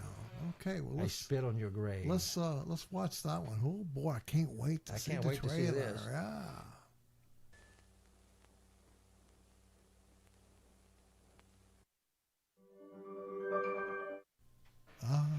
I Spit on Your Grave. Now, see, they remade that movie a few years back. Yeah, they did. They did remake it. And I don't know if the remake did as well as the original. That movie reminds me of another. We didn't get a trailer for it, but it was a drive-in movie called The Corpse Grinders. Oh, that was That was really nasty. Listen, there were so many schlocky movies that we couldn't possibly cover. Did you ever see The Corpse Grinders? I want to say I probably did, it's gross. Yeah. You know, they take body parts and put them in the grinder and cut them up. But it's not as bad as some of the more modern movies like the Terrorizer and stuff like that. Well, I'm kind of like John. I never liked the splatter movies. No, I never cared for those too much. Now, Legend of Boggy Creek was one that I never went to the movie to really see that because I thought it was stupid. 1972 is when Boggy Creek came out. And it's kind of a documentary style movie about Bigfoot. You know, it kind of refers to Bigfoot. Kind of like the Blair Witch Project, except... Right. You know, Bigfoot was in Arkansas back in the 1950s. Correct. Well, let's watch the trailer. The Legend of Boggy Creek. Legend of Boggy Creek. Oh, boy.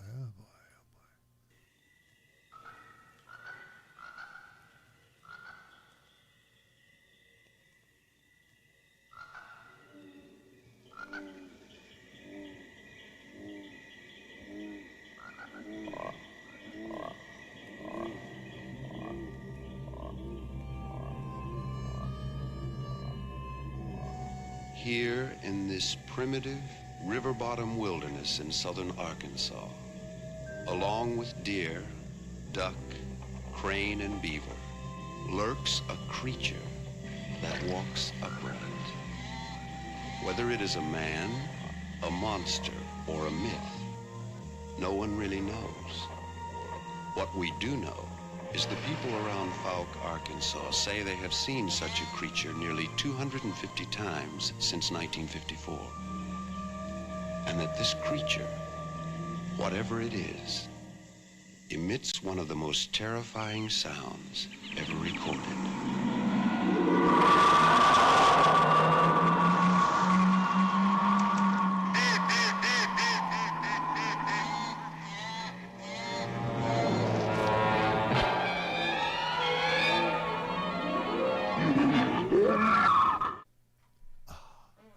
I never saw that. I can honestly say I've never saw it either. Well, there was movies about Bigfoot. Yes, but, there was. You know, but this one was sort of a documentary style about. It was, and it just wasn't as interesting. You believe in Bigfoot? No, I don't. But as my son Chris was attained that he liked Harry and the Hendersons. I know you didn't, so don't say anything bad about it. No, I mean, but I got a bunch of stuffed animals and toys and stuff like that. Well, I still send him to this day. He was a little boy back then. He was a little boy, and he loved. I got a picture of him meeting Harry at Universal Park, and he was holding his Harry stuffed animal with him. So I got a picture of that. But anyway, Christopher's in his 30s now. Yes, he is. yes. You're just an old man. I know. So Walking Tall was Walking Tall was a very popular movie at the time. Yes, as was that movie. Who played the Indian Tom? The Indian. Was not Walking Tall, but he played an Indian character. I'll think of the name in a minute. But along that same genre was Walking Tall. They remade that with Dwayne The Rock Johnson, which was a popular remake. Actually, he did a good job at doing it. But then this first movie spawned like 2 or 3 others. Well, Walking Tall came out in 1973. Yeah. Elizabeth Hartman, Leif Garrett was in that movie. Yeah, you must have a bad connection or something. I'm hearing your mic go in and out. Is that better now? That's better now. Okay. Yeah, you have a bang on stuff. My board's getting old like me. Yeah. But no, Walking Tall came out in 1973. Joe Don Baker. Remember him? I don't think I think he passed away. Yeah, he's gone. But Leif Garrett, remember him? He was a singer. He's in the movie. And it's based on the life of Tennessee Sheriff Buford P. Pusser. Let's watch that. Walking Tall. Let's check that out. Shout Factory TV, changing the channel.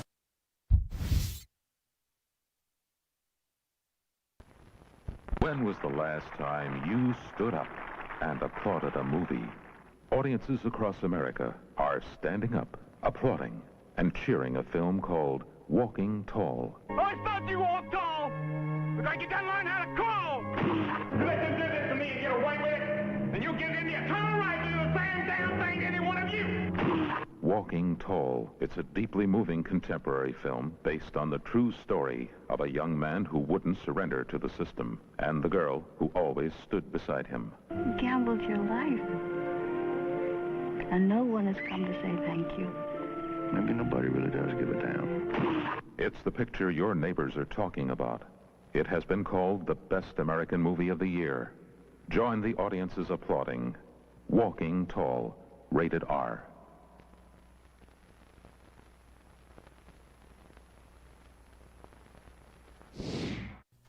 All right, so Walking Tall, like you said, was Joe Don Baker. Supposedly well, then Walking Tall 2.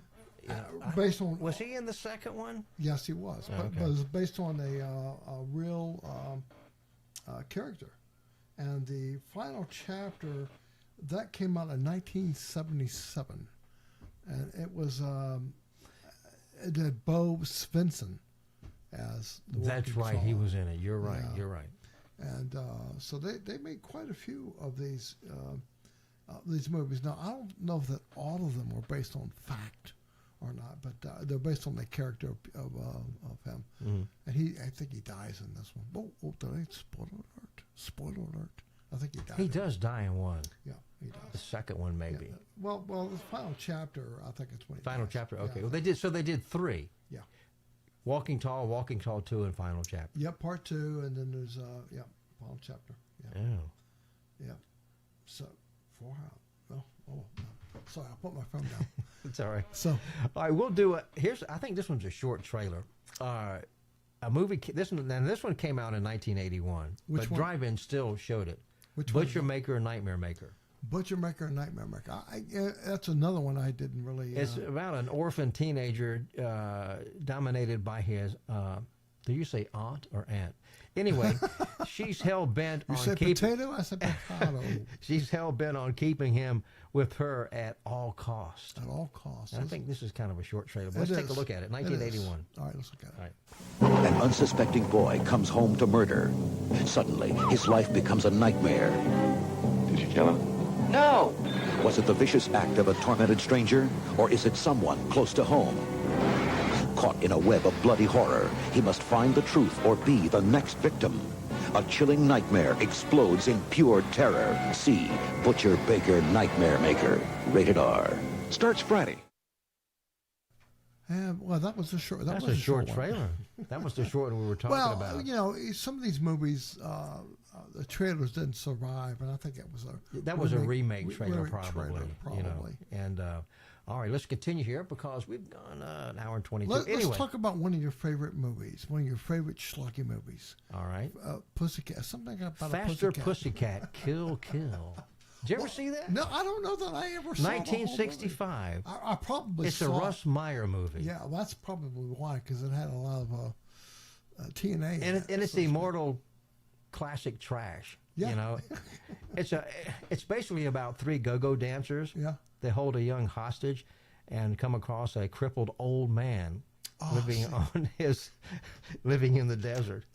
Living in the desert. Faster Pussycat Kill. Now, the trailer will show that it's playing in New York or whatever, but it's an older trailer. Right. But it's made the rounds. It was a drive-in classic, but in Atlanta years ago, it played over at the Garden Hills. Right. And Russ Meyer actually showed up, and it's become a cult classic. Yeah. Still. To this day. Faster Pussycat, Kill. Let's watch that trailer. All right. That's not a short one either.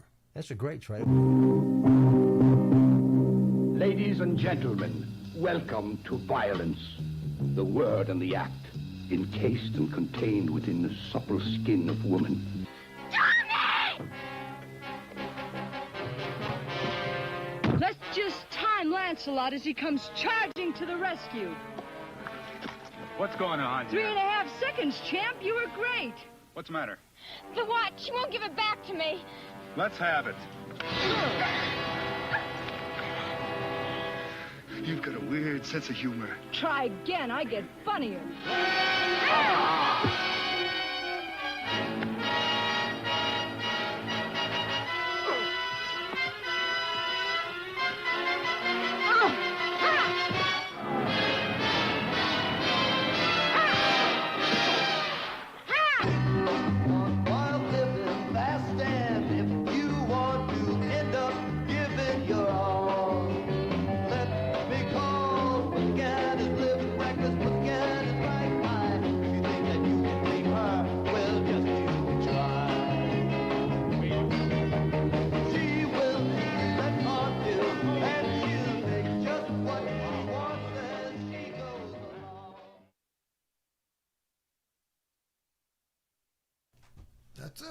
That was it. Sure, that's a remake trailer, but it's a wonderful schlocky movie. It's just so much fun. Well, how can it be wonderful on a schlocky movie? Because it's just like Robot Monster. It's so bad that it's kind of good. Or Plan 9 from Outer Space. Well, Plan 9 from Outer Space is watchable, whereas Robot Monster to me was unwatchable. Well, that is true. I mean, we watched it, yes. We watched it, yeah. But I never want to see it again. Now, they've re-released it in Blu-ray and 3D, and I wouldn't buy a copy of it. That can't make it any better. No offense. No. Now, granted, I think the character, Robot Monster, is great. It's a guy in a gorilla suit with a helmet, with antenna. I even got the stuffed animal. That's right. We did the show at your house one time, and we showed it on camera. Yes. I remember. Okay, I remember. And I think it's a great character. Yeah. But, it's not a great movie. No, it's not. All right. Well, we can't cover all the schlocky movies, but we tried to cover some of them. And this is really, I like Faster Pussycat, but this one, the next one we're going to show, is really the kind of the cream of the crop. It's not Thunder Road. It's Thunder Road. Yes. Came out in 1958. Of course, Robert Mitchum. And it's his own company. And his own company. And his son's in it, too. His son's James Mitchum. Yeah. You know who else is in the movie? Who? The singer Keely Smith. Keely Smith? Yeah, she's in the movie. So I didn't know.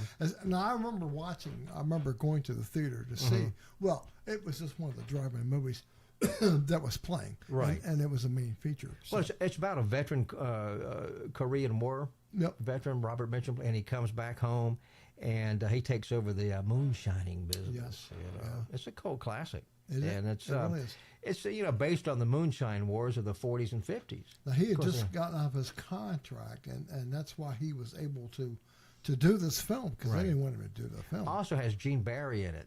Remember, he played Masterson on television. Yep.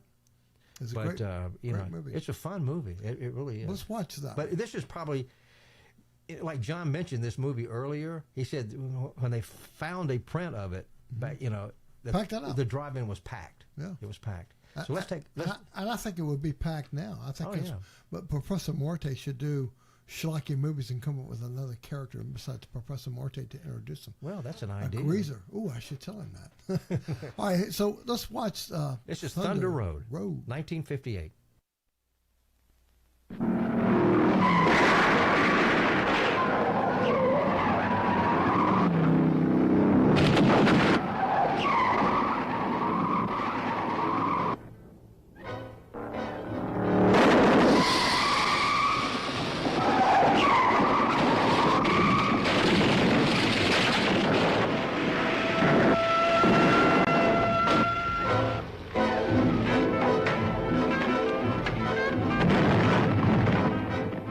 Savage than the Tommy Gun massacre of the Roaring '20s.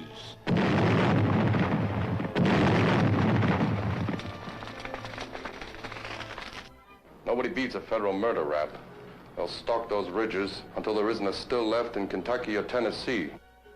You think it's that easy, huh? Now, how rough do you want it?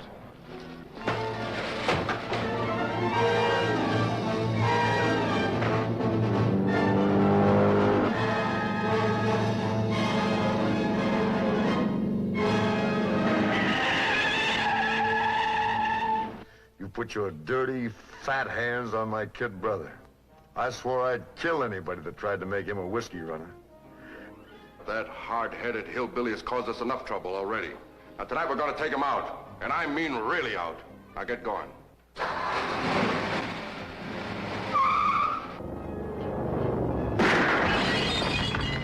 Trapped between the T-Men and the terror mob on Thunder Road.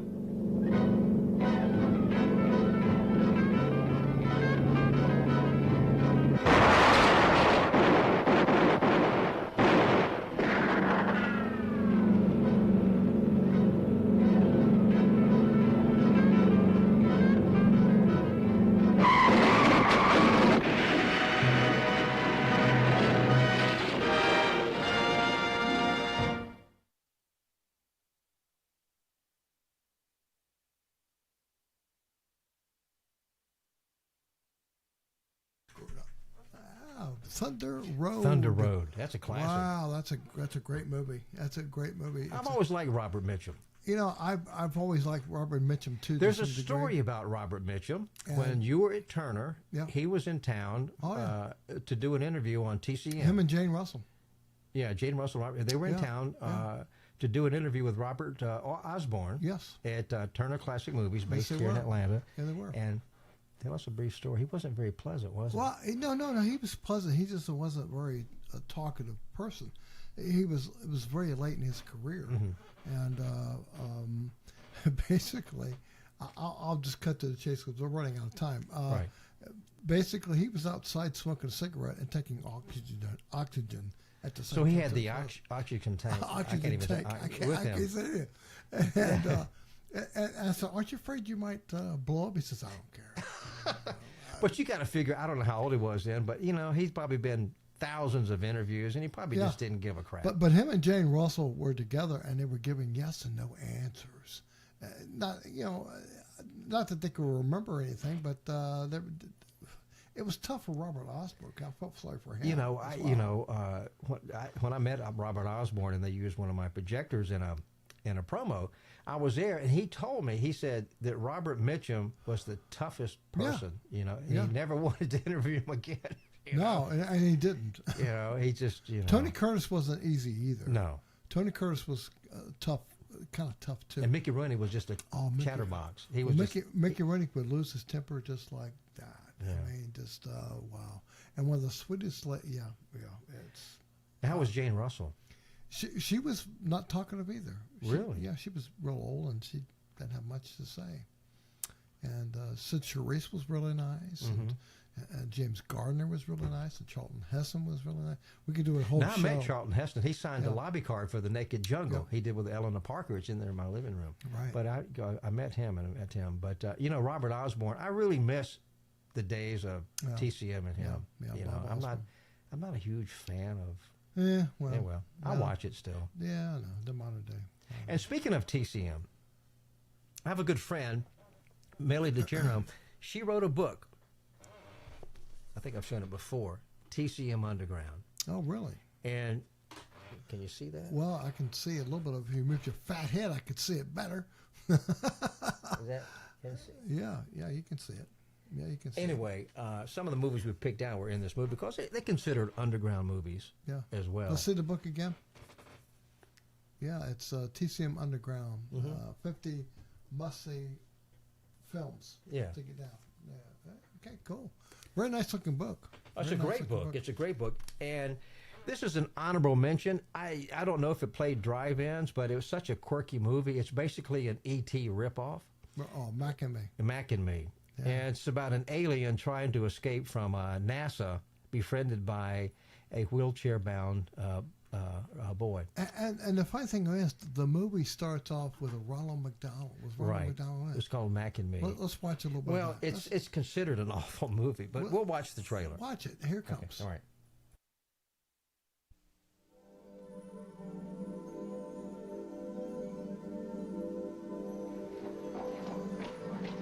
Hi, kids. It's me, Ronald McDonald, and I'm on the set of my very first motion picture ever. It's a movie called Mac and Me, and it stars my little friend from outer space here. His name is Mac, and I want to introduce you to him. Mac? Anybody seen Mac? Where'd he go? Paging Ronald McDonald. Well, listen, I've got to go now. You're wanted in makeup. Makeup? Me?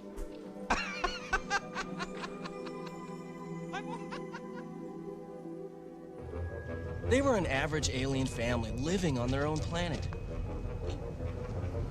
And we were an average family living on ours. He took my Coke, Mom. Come on, you guys. I don't have it. I didn't take it. I knew it. Accidents happen, and like us, they found themselves in a strange new neighborhood. I like it. Me too. Shh. Communing with the Earth spirits. Welcome to California, bud. Alert, alert. We have a malfunction. We have a malfunction. Their lives were in danger. Back off, Larry. Get away from it. We've got a problem here. They had to escape. When the smoke cleared, their family was separated. Somehow, one of the aliens was hiding in our house.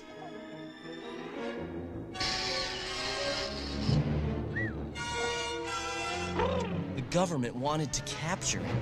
It's here. Everyone was after him. And my brother, Eric, wants to make friends. We got him! Turn it off!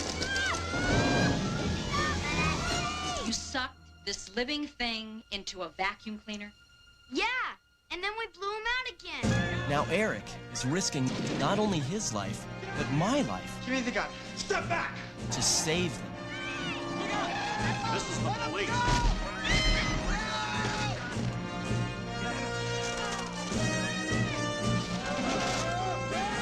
There he is! I told you they don't understand.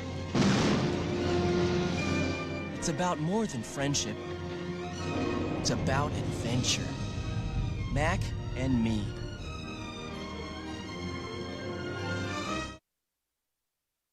You know, that movie is such a ripoff of E.T. It is. It's a big ripoff of E.T. But it's in Millie's book. Right. You can see this. No, I can't see it. Can you see it? No, don't even try. It's too dark. I can't even make it out. Wait a minute. Let me turn it around. No. Yeah. So anyway, so it's in her Anyway, book. it's in her book. Okay. So how's Jennifer Aniston in this movie? She's a little kid, obviously. I guess, yeah. She must be. I'm going to get Millie on the show one day. She said she would be on the show. Yeah. Yeah. She lives here in Atlanta. That's great. But she scheduled the underground movies, which sadly has gone away now. TCM. Well, they show them, but they just don't have a host. Oh, they don't? No. Well, that does suck. That kind of sucks, doesn't it? That does suck. Is it queued up to closer? By the way, I can't see it. Let me take a look. See. Yes. Okay. All right. I just want to make sure. Where was that? Yeah. All right. Great. Well, this has been a fun show. I really enjoyed this one. Yeah, it was fun. And John Gilbert was a great a guest on the show, and we'll get him in. I'm gonna get him to come out here. Yeah, that'd be great. And be on the show, and then I'll get him to work on my projector.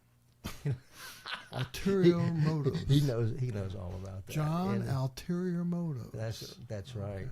But anyway, it's been fun, and I really enjoyed the time here. We enjoyed it too, and we will see you next time. I can't say it's next week, but we'll see you next time, and we're going to talk about Christmas coming up. Yeah. And we got some other topics that we're going to delve into. Uncover. Okay. Well, thanks for watching and listening, and we'll catch you next time. All right. Bye-bye. Here we go.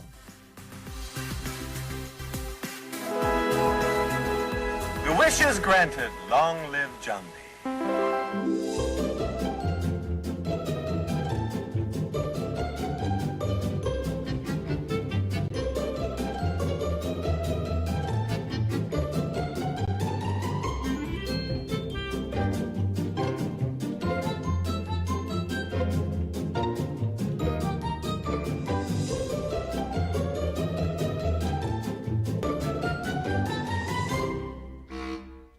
Be sure and tell them Large Marge sent ya. And good night, Mrs. Calabash, wherever you are.